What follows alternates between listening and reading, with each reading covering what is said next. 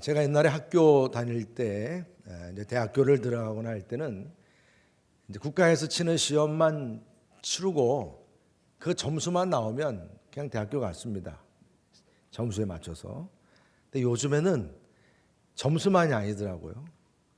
뭐 자기 소개서도 작성을 해야 되고, 뭐 여러 가지 뭐 스펙도 쌓아야 되고, 또 여러 가지 경력도 뭐 경험도 자기 이야기들을 잔뜩 써서 이제 그것을 또 올려줘야 돼요. 그거에 따라서 또 이 합격 여부가 좌우되는 것을 보게 됩니다. 대학만이 아니고 직장도 마찬가지더라고요. 그래서 야, 이게 자기 소개서나 자기 관리를 위해서 그래서 또 학원도 바쁜가 봐요. 강남도 바쁘고 다 바쁜 것 같아요. 서로가 참 그런 부분에 있어서 우리가 자기 관리를 참 중요시 여기는 그런 시대가 아닌가 생각을 하게 됩니다. 근데 오늘 사도 바울도 바로 이 자기의 자신에 대한 소개와 함께 인사 그리고 또 축복하면서 이제 빌립보 서신을 이제 열고 있습니다. 사도 바울은 자신을 누구라고 소개하고 있습니까? 1절 말씀 보니까 이렇게 말씀합니다. 그리스도 예수의 종 바울과 디모데는 그리스도 예수 안에서 빌립보에 사는 모든 성도와 또한 감독들과 집사들에게 편지하노니 그랬습니다. 이 한 절 구지만 이 한 절구 안에 많은 의미들을 포함하고 있습니다. 먼저 디모데의 동역자라는 것을 소개하고 있습니다. 그리스도 예수의 종 바울과 디모데라 이렇게 말씀합니다. 사도 바울은 이 서신 편지를 쓸 때에 고린도 전서의 경우는 소스테네를 동역자로 발신자로서 그 공동 발신자죠. 공동 발신자로 소스테네를 기록했고요. 또 데살로니가 전후서를 보게 되면 실로아노가 들어갑니다. 실로아노를 소개하고요. 오늘 이 빌립보 서신에서는 바로 디모데를 이제 동역자로 소개합니다. 특별히 디모데는 이 빌립보 교회를 개척할 때 세울 때 사도 바울과 디모데가 함께했습니다. 그리고 이제 빌립보 교회에서 사도 바울은 또 다른 지역 선교를 위해서 나갔을 때 계속 남아서 빌립보 교회를 다니면서요. 그러면서 그 빌립보 교회에 그 대내외적으로 외적으로는 핍박이 있고 내적으로는 또 하나가 되어야 하는데 그러지 못한 문제들로 인해서 사실 이 디모데는 이 빌립보 교회를 다스리면서 많은 시험을 당했습니다. 그래서 우리는 디모데 연단이라는 말을 우리가 많이 하죠. 이 빌립보 교인들은 이 디모데 연단을 너무 잘합니다. 너무 잘합니다. 그래서 사도 바울은 이렇게 디모데를 동역자로 소개하는데 사실 어떻게 보면 누군가 자기 소개를 할 때 좀 높은 사람을 얘기를 하면 자기도 같이 높아지는 거 아니겠어요? 사람들은 그렇게 세상 사람들은 다 그렇게들 많이 합니다. 그래서 유명한 사람 아니면 높은 사람 내가 이렇게 알고 있고 교제하고 있다는 것을 이렇게 보여주면서 그것을 또 자랑하고 자기 위치를 또 드러내고자 하는 것이 이 세상 사람들의 모습이라면 오늘 사도 바울은 전혀 그렇지 않아요. 디모데는 누굽니까? 말 그대로 담임 목사와 부교육자 관계, 영적인 아들의 관계. 복음을 전하면서 함께 고난을 같이 동참한 동역자로서의 그 디모데를 이렇게 소개하고 있다는 것은 나름 이 사도 바울이 처음 이제 빌립보서를 열면서 자신을 낮추고 그런 모습을 우리가 여기서 발견하게 됩니다.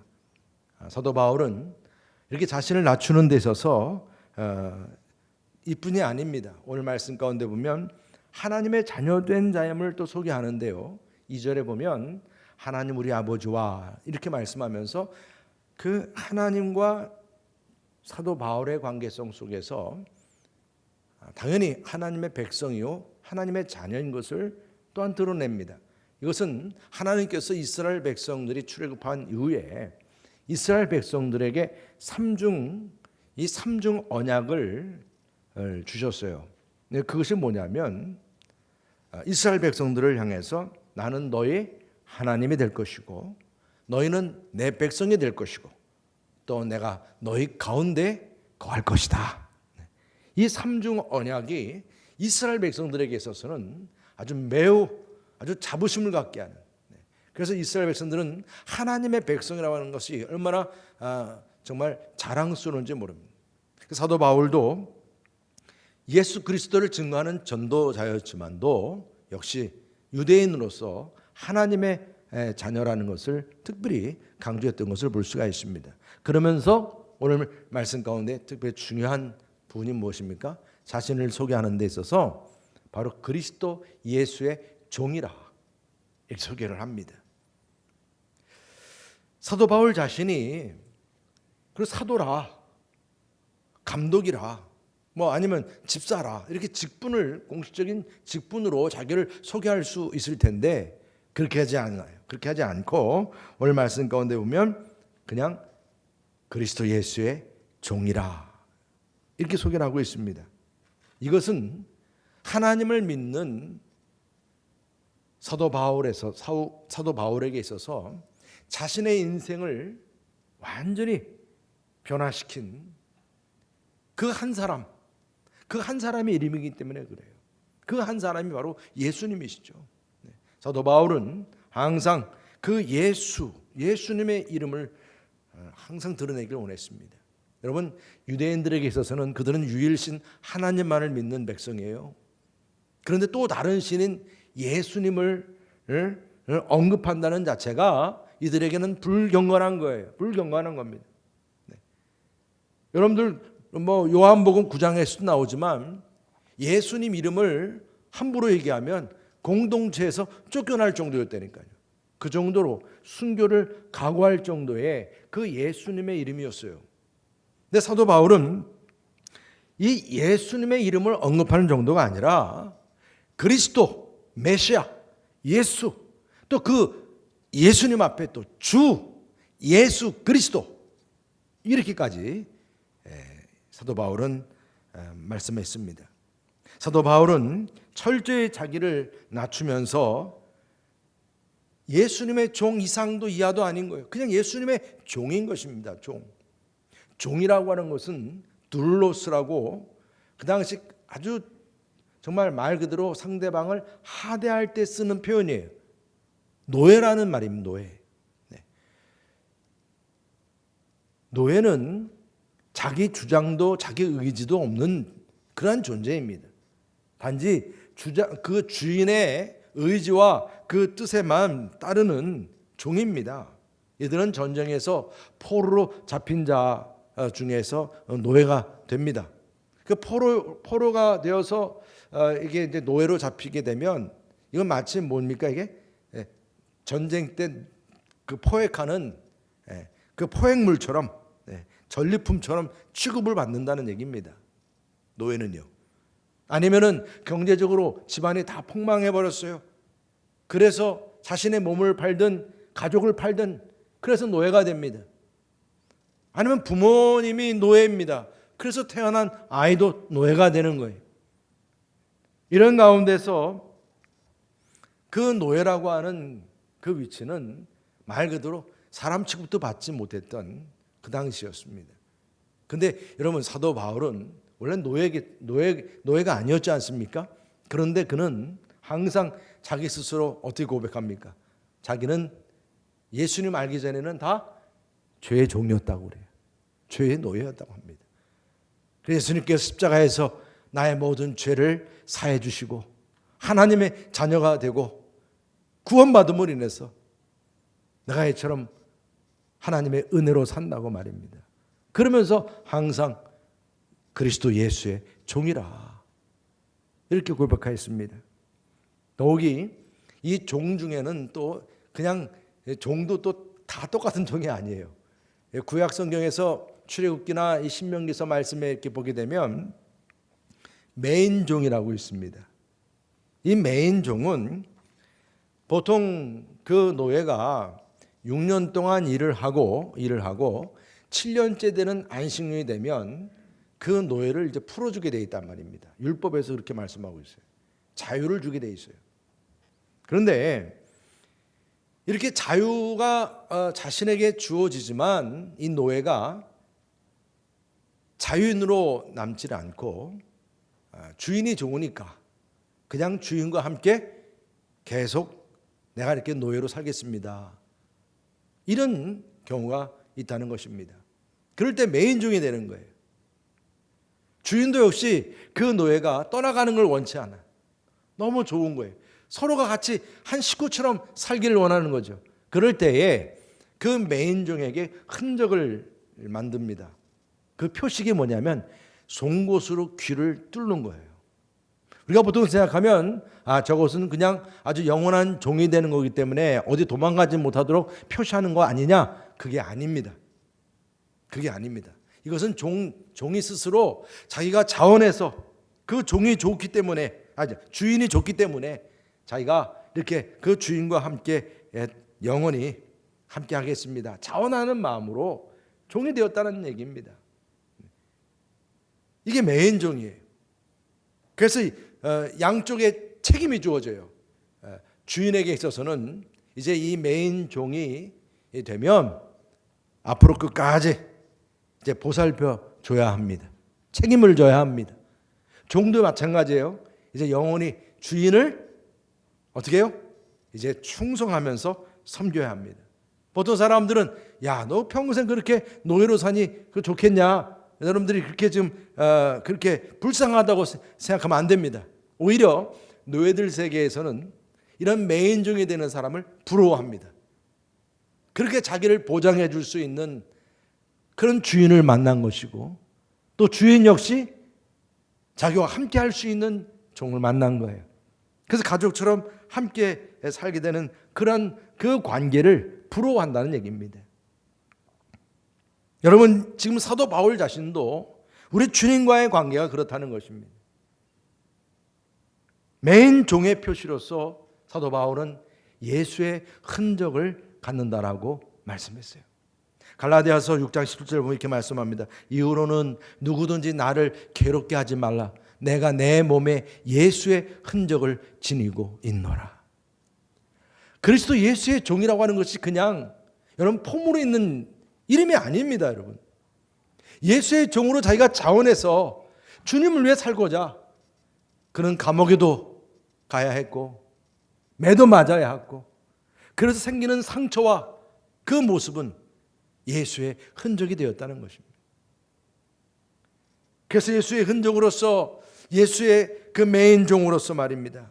갖게 되는 흔적인데 어느 때이든지 어느 곳에서든지 이제 주인만을 위해 산다는 거예요.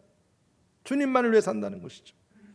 여러분 주인에게 충성하고 고난도 함께하고 기쁨도 함께한다는 거예요. 사도 바울이 바로 예수님과 함께 그렇게 이제 살고자 했다는 말씀입니다. 그러면서 바로 그리스도의 몸된 교회를 위해서도 죽기까지 충성하고 고난도 감수하는 그런 매인종임을 기뻐했다는 말씀입니다. 여러분 사도 바울은 이러한 자신의 종됨을 오히려 자랑하는 마음으로 그리스도 예수의 종이란 거예요. 아니 누가 저렇게 슬레이브라고 하는 노예라는 표현을 쓸까? 우리가 이렇게 생각할 수 있겠지만 사도 바울에게는 이것이 나의 예수의 흔적이고 이것이 나의 기쁨이고 자랑인 것입니다. 예수님의 소유물이고 내게는 아무 권리가 없어도 주님만을 위한 것이라면 주님이 말씀하시는 것이라면 절대로 복종하는 그런 예수의 종이라는 말씀입니다.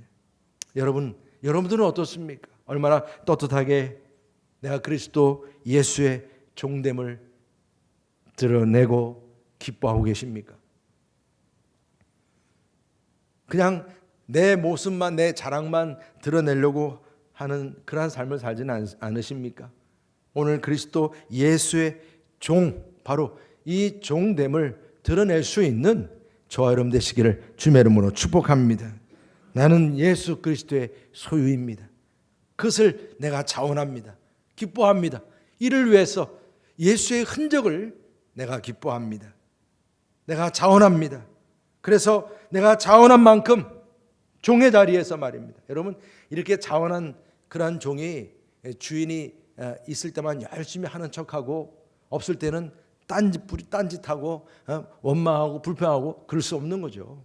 그럴 수 없습니다. 그냥 종된 자리에서 주님을 위해서 기뻐하고 충성할 수 있는 그런 예수의 종, 바로 그러한 성도님들 되시기를 주님의 이름으로 축복합니다. 그래서 사도 바울은 이제 누구에게 인사하고 있느냐? 오늘 말씀 보니까 먼저 성도에게 성도를 부르면서 인사합니다. 이 빌립보 교회는 각양각색의 사람들이 모여 있었어요. 여러분도 아시다시피 사도행전 16장 말씀 보게 되면 이 빌립보 교회가 어떻게 세워졌는지를 잘 설명합니다. 먼저 사도 바울은 그 아시아 전도가 아주 성공적으로 잘 됐습니다. 그래서 그 다음 2차로 더 깊숙이 말입니다. 이제 본격적으로 아시아의 그 전도를 위해서 선교 여행 계획을 다 세워놨어요. 이제 바로 떠나가려고 하던 참이었습니다. 그런데 밤에 환상에서 이 마게도냐의 한 사람이 와서 도와달라고 하는 그 음성을 하나님의 음성으로 듣게 됩니다. 그래서 그냥 하루아침에 방향을 마게도냐, 바로 유럽으로 선교 방향을 틀게 됩니다. 그러면서 처음으로 이제 들어가게 된 곳이 바로 이 빌립보 지역 그 해변가예요. 사도 바울이 처음 가서 그는 항상 전도의 기지를 회당에서도 시작을 했습니다. 근데 이 빌립보 지역은 워낙 유대인들이 없어서 회당을 찾지 없었어요. 회당 자체가 없었어요. 그래서 그가 해변가에 사람들이, 특히 여인들이 무슨 집회가 있었는지 그 해변가에 사람들이 많이 있는 곳에, 그곳에 이렇게 다니면서 사람들에게 전도하고자 했어요. 그러면서 만난 여인이 바로 자주장사 루디아입니다. 그 루디아를 만났는데 그는 참 귀부인이었어요. 사업가였고요. 그래서 그 루디아의 집을 거점으로 해서 빌립보 교회가 세워지고, 그 당시에 귀신 들렸던 여종이 치유받고 나서 그 여종과, 그리고 또한 여종을 치유했다고 해서 예수님 이름을 그렇게 부르고 예수님 이름으로 또 치유했다고 해서 소란죄로 사도 바울과 실라가 감옥에 갇히게 됐죠. 근데 하나님 역사로 감옥문이 열리는 기적이 일어나고, 이것으로 인해서 간수장은 자살하려고 하지 않았습니까? 이때에 사도 바울이 도망가지 아니하고 그들이 곁에서 죽지 말라고, 우리 다 여기 있다고. 그 순간 간수장은요, 평소에 기도하고 찬양하며 함께했던 그들의 모습을 이미 봤기 때문에 그들에게 묻습니다. 내가 어떻게 해야 구원받겠습니까? 이때 사도 바울이 말합니다. 유명한 말이죠. 주 예수를 믿으라. 그리하면 너와 내 집이 구원을 얻으리라. 그래서 그 간수장의 가족도 다 세례받고 구원을 받게 됩니다. 말하자면 빌립보 교회가 이렇게 세워졌어요. 이러한 다양한 계층의 사람들에게 오늘 사도 바울은 성도라 불렀습니다. 감독도 있고 집사도 있고 다 이렇게 서로 다양한 계층의 사람들이 있지만 모두가 다 성도라는 성도라.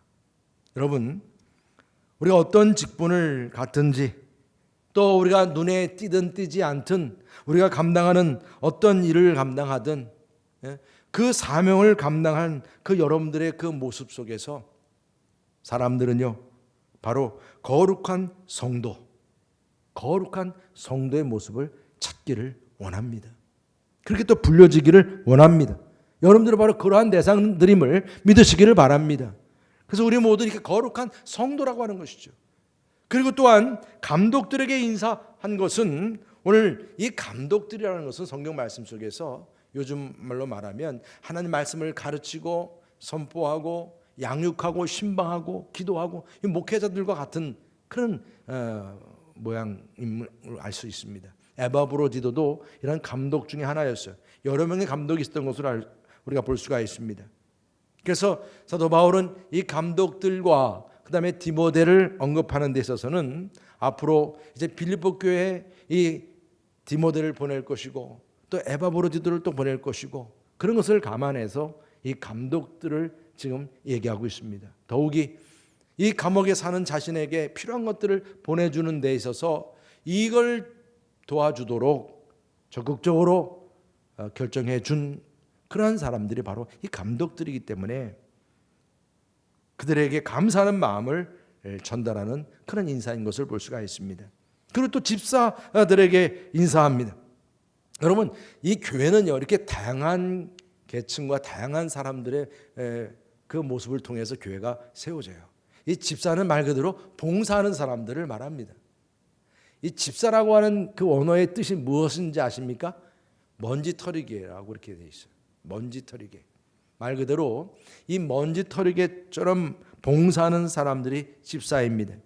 사람들의 이러한 그 봉사, 이 집사들의 봉사와 그리고 감독들의 지도와 이런 모든 성도들의 하나됨을 통해서 교회 공동체가 세워진다는 것이죠. 오늘 이 사도 바울이 이들을 하나하나 부르면서 인사하고 축복한 데에는 바로 교회 공동체가 이처럼 하나가 되어서 성도의 교제를 이루는 아름다운 공동체임을 말씀하고 있는 것입니다.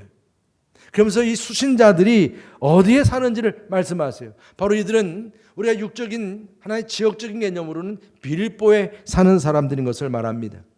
이 빌립보라고 하는 이 지역은 지금 우리가 지도에서 생각해 보면 그리스라고 하는 그 지역의 북쪽입니다. 북쪽. 해안가예요. 주전 168년도에 로마에 의해서 이 지역이 이제 점령을 당하게 되는데 그때부터 이 빌립보 지역은 로마의 군인들과 퇴역한 군인들이 와서 많이 살았습니다. 그렇게 그런 사람들이 살기 좋은 곳이었나 봅니다. 그래서 행정적으로도 분명히 헬라 지역이었지만 아주 몇 개 안 되는 것 중에 그 로마의 행정권의 모든 그 부분들을 동일하게 그 수행하게 하는 그런 지역이었어요. 자주장사 루디아가 아시아 사람이라고 그랬죠. 그래서 이 지역은 유럽과 아시아를 연결하는 관문이고 그리고 많은 상업 그 지역이 아주 풍부했던 아주 부유한 도시였습니다. 그래서 내가 빌립보에 삽니다 그러면 사람들은 다 로마인으로 생각을 하고요. 아주 다 부러워했던 그러한 자리였습니다. 그래서 사도 바울이 로마 땅끝 전도를 위해서 그렇게 기도했던 사도 바울이 말입니다. 마게도니아에서 도와달라고 하는 그 음성을 듣고 처음 땅을 밟았던 그 빌립보 땅이 사실은 로마나 다름이 없는 그런 땅이었습니다. 참 하나님의 인도하심이 대단하죠. 그래서 그 땅끝 전도의 발판이 되었던 그런 빌립보 지역이었습니다. 그런데 오늘 사도 바울은 이런 그 빌립보에 사는 사람들만이 아니라 중요한 영적인 원리를 또 말씀하세요. 이들은 다 그리스도 예수 안에 사는 자들이라고 말씀합니다. 그리스도 예수 안에 산다. 여러분 특별히 사도 바울은 서신 13개 중에서 그리스도 안에서 예수 안에서 그리스도 예수 안에서 이런 표현을 참 많이 썼습니다. 그리스도 예수 안에서라고 하는 이 표현은 48번이 나온다고 그래요. 또 그리스도 안에서라고 하는 그 표현은 34번, 주 안에서라고 하는 이 표현은 50번, 그러니까 130번 정도가 그리스도 예수 안에서 주 안에서 계속 이렇게 표현을 합니다. 왜 사도 바울은 이렇게 그리스도 예수 안에서라는 표현이 계속됐을까요? 중요한 이유가 있는 겁니다. 여러분 우리들도 마찬가지지만 사도 바울부터 어떤 체험이 있습니까? 그리스도 예수 안에서 거듭났기 때문에 그래요. 그 하나님 믿는 하나님의 자녀였지만 예수님을 만남으로 인해서 성령님이 내 안에 들어오심으로 거듭나고 하나님의 자녀가 되어서 교회 공동체원이 되었습니다. 그뿐이 아닙니다. 이제 그리스도 안에 사는 자로서 거듭난 것만이 아니라 이젠 내 안에 계신 그리스도와 함께 동행하는 사람이 되었다는 얘기입니다. 우리가 그리스도 예수 안에 산다고 하는 것은 어디까지나 물고기가 물속에서 물을 먹으며 살듯이 우리 그리스도인들은 이제 그리스도 안에서 주님과 함께 동행하는 삶을 살게 됨을 믿으시기를 바랍니다. 그래서 우리는 다 예수님을 마음에 품고 사니까 우리 모두가 다 그리스도 안에서 한 형제 자매로 서로 사랑하며 살아가는 공동체라는 얘기입니다. 그런 의미가 있습니다. 그리고 그리스도 안에 산다고 하는 것은 바로 예수 그리스도께서 우리에게 주신 부활, 바로 천국 영생을 함께 누리게 된다는 것입니다. 그래서 우리는 믿음으로 거듭나서 서로 같이 그리스도와 함께 동행하는 한 형제 자매로 살아가지만 천국 영생을 소망하는 그런 삶을 살아가는 공동체라는 말씀입니다. 그래서 믿음, 소망, 사랑이 주어진 거예요. 믿음으로 우리가 예수님을 우리가 주로 고백한 하나님의 자녀들이 서로 사랑으로 주님과 동행하고 그런 가운데 천국 영생을 바라보는 소망을 갖고 사는 그건 하나님의 백성이라는 말씀입니다. 그런데 여러분, 사도 바울이 끊임없이 그리스도 예수, 주 예수 그리스도 계속 예수를 강조하는 이유가 어디 있겠습니까? 뭐 사도 바울만이겠어요? 베드로도 그랬죠. 야고보도 그랬죠. 모든 사도들은 끊임없이 그들의 그 말씀에서 예수의 그 이름을 얼마나 강조했는지 모릅니다. 이것은 내가 어느 지역에 사느냐, 뭐 어떤 일을 하느냐, 이것보다 더 중요한 의미가 있는 거예요. 그 당시 유일신을 믿었던 유대인들에게서는 오로지 하나님만 믿는데 지금 이들은 하나님만이 아니라 예수님도 믿잖아요. 이게 유대인들에게서는 아주 마음에 안 드는 거죠. 그러니까 예수님 믿는다고 하는 그 하나 이유로 핍박을 당하고 순교도 당하고 그랬던 것입니다. 삼위일체, 이위일체, 항상 하나님만이 아니라 예수 그리스도를 같이 함께하는 그 선포가 중요하기 때문에, 그래서 사도 바울은 이처럼 그리스도 예수 안에서 천국 시민이 되었음을 강조하고 있는 것입니다. 여러분, 우리가 항상 하나님과 예수 그리스도 안에서 하나님의 천국 그 백성으로 살아간다는 사실을 꼭 기억하시기를 주님의 이름으로 축복합니다. 그리고 상대방에게 이제 축복을 기원하고 있죠. 마지막 2절에서 보면요, 우리 2절 다 같이 함께 읽어보겠습니다. 2절 시작. 하나님 우리 아버지와 주 예수 그리스도로부터 은혜와 평강이 너에게 있을지어다. 아멘. 예, 정말 1절 2절 이 축복의 말씀은 다 암송해도 좋아요. 길지 않으니까요. 그리스도 예수 안에 사는 우리들은 축복할 수 있는 특권이 주어진 사람들이에요. 여러분, 세상 사람들도 이런 복을 누리려고 줄을 잘 서야 한다고 그렇게 말을 하는데요, 우리들은 이런 세상 줄을 그런 차원이 아닙니다. 하늘로부터 주어지는 그런 권세요, 축복입니다. 그래서 하나님 우리 아버지와 주 예수 그리스도로부터 주어지는 축복이라고 말씀하고 있는 거예요. 특별히 여러분, 지금 사도 바울이 주 예수 그리스도, 그냥 예수 그리스도만 아니라 또 주 예수 그리스도라고 하는 이 강조를 특별히 눈여겨봐야 됩니다. 지금 이 빌립보 교회가 있는 빌립보 지역은 누가 많이 산다고 그랬어요? 누가 많이 산다고 그랬어요? 로마 군인들이 많이 산다고 그랬어요. 로마 군인들은 로마에 대해서 아주 자부심이 있는 사람들이에요. 로마를 위해서 평생 충성한 사람들이에요. 그러한 사람들의 마음에 항상 주인은 누굽니까? 주님은 누구예요? 주님은 황제죠. 황제. 항상 그들의 마음에는 황제가 주요, 주. 그런데 지금 사도 바울이 빌립보 교인들에게 뭐라고 말씀합니까? 주 예수 그리스도. 황제가 아닌 예수님이 바로 우리의 주님이시라고 하는 것을 강조하고 있다는 것입니다. 이것이 신앙 고백이에요. 이런 빌립보 교인들을 축복하고 있는 사도 바울은 솔직히 지금 처지는 어떻습니까? 감옥에 있는 죄수에 불과해요. 여러분, 사도 바울이 뭐 가진 게 있겠습니까? 지금 이런 처지에서 아무것도 없죠. 그냥 묶여있는 처지인데요, 이 편지도 지금 구두로 지금 말을 하면서 이렇게 빌립보 서신이 기록되는 건데, 그렇게 묶여있는 처지에서 어떤 축복을 할 수 있는 그런 사람이 계세요. 그런데 그가 기뻐하면서도 축복하고 있다는 거예요. 여러분, 사도 바울은 어떤 복을 그리스도 예수 안에서 축복합니까? 바로 하나님 우리 아버지와 주 예수 그리스도로부터 은혜와 평강이 너에게 있을지어다. 은혜와 평강을 선포합니다. 여러분, 나사로가 무덤에서 살아나게 되었을 때 뭐 나사로가 특별히 뭘 잘해가지고 살아난 겁니까? 아니에요. 전적으로 우리 주님의 은혜입니다. 주님의 은혜로 살아났습니다. 여러분, 우리가 사는 것도 마찬가지입니다. 하나님의 은혜로 우리가 구원을 받았고 하나님의 은혜로 사는 줄 믿습니다.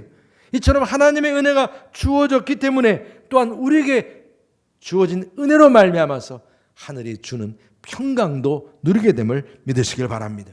은혜는 전적으로 값없이 주어지는 하나님의 선물이라면 이 평강이라고 하는 것은 또한 하나님의 은혜로 주어지는 평화, 샬롬입니다. 사도 바울은 하나님 우리 아버지와 주 예수 그리스도의 은혜로 주어지는 평강이 빌립보 교회 성도들에게 주어지기를 축복하고 있는 겁니다. 이들은 서로 말입니다, 보이지 않게 막 갈등이 있고 다툼이 있고 좀 그런 분위기 안에 있었던 이들에게 하나님의 은혜와 평강이 함께하길 원하노라. 그런 하나님의 은혜로 하나님과 화목했으면 여러분, 다른 사람과도 화목해지는 거예요. 나 자신과도 화목해지는 거예요. 하나님과의 관계가 올바르지 않으면 여러분, 내 마음부터 갈등이 생기는 거예요. 그러니까 다른 사람과의 관계도 갈등이 생길 수밖에 없다는 것입니다. 여러분, 은혜와 평강의 근원 되시는 하나님께서 우리에게 은혜를 주심으로 우리에게 평강의 주어짐을 믿으시길 바랍니다. 그래서 은혜와 평강의 근원이 되시는 그 하나님을 내가 믿고 그 하나님을 주로 고백하는 성도님들에게 이처럼 주님의 은혜와 평강이 주어지고 그 은혜와 평강 안에서 성도의 교제가 이루어짐을 믿으시기를 바랍니다. 오늘도 주 예수 그리스도로부터 주어지는 은혜와 평강이 우리 얼음물교회 모든 성도님들에게 주어지기를 주님의 이름으로 축복합니다. 이번에 정말 공사하면서 정말 그런 일이 생기면 안 되는데 생각을 하면서 항상 저 공사장을 제가 항상 오고 가면서 바라봤거든요. 그런데 정말 예기치 못한 이 불상사가 이 공사장에서 일어났습니다. 제가 작업을 하는데 갑자기 그냥 뻥 하는 소리와 함께 막 교회 불이 나가고 막 뛰쳐나갔죠. 나갔더니 정말 참 너무나 안타까운 상황이 지금 벌어진 거예요. 그렇지만 하나님께서 정말 은혜와 평강 가운데서 이 모든 문제들을 하나하나 해결하게 해주셨습니다. 정말 기적 같은 일이 일어났어요. 그렇게 높은 곳에 떨어졌는데도 정말 하나님께서 다 지켜주셨어요. 하나님께서 우리에게 주시는 사인이 공사가 마무리될 때까지 은혜와 평강이 주어지도록 기도하기를 쉬지 말라는 경각심으로 하나님께서 우리에게 주신 사인임을 믿으시기를 바랍니다.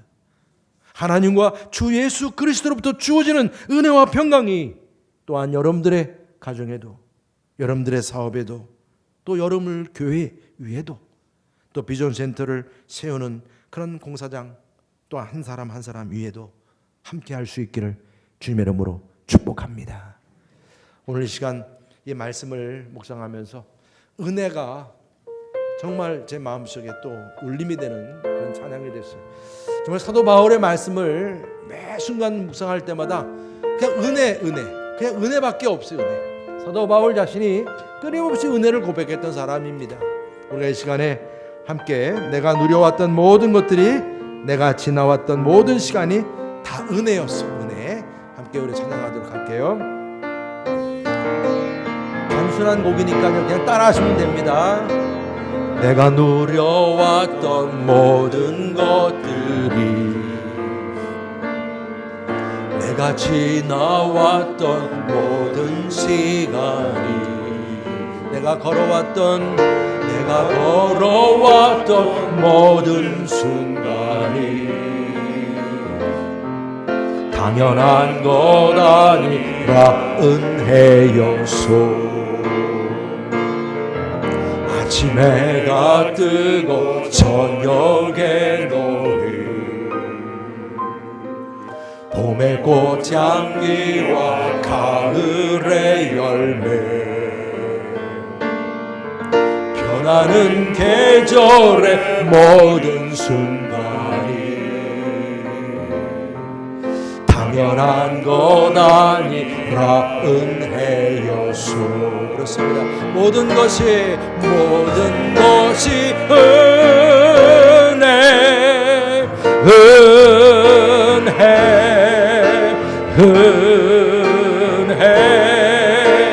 한없는 은혜 내 삶에 당연한 것 하나도 없었던 것을 모든 것이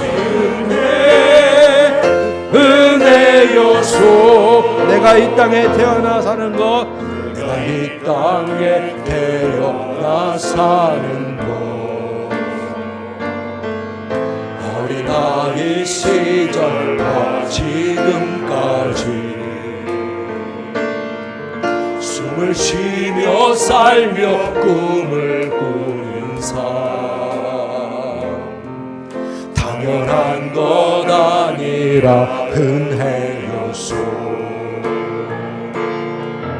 내가 하나님의 자녀로 살며 오늘 찬양하고 예배하는 삶 복음을 전할 수 있는 축복이 당연한 것 아니라 은혜 모든 것이 은혜 모든 것이 은혜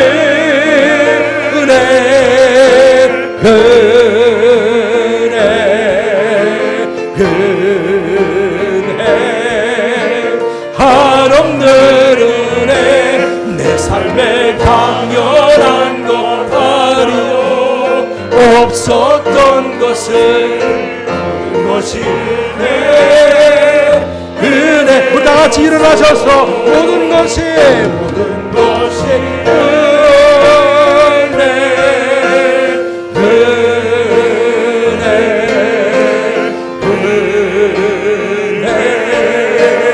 한없는 은혜 내 삶에 당연한 것 하나도 없었던 것을 모든 것이 은혜 다시 모든 것이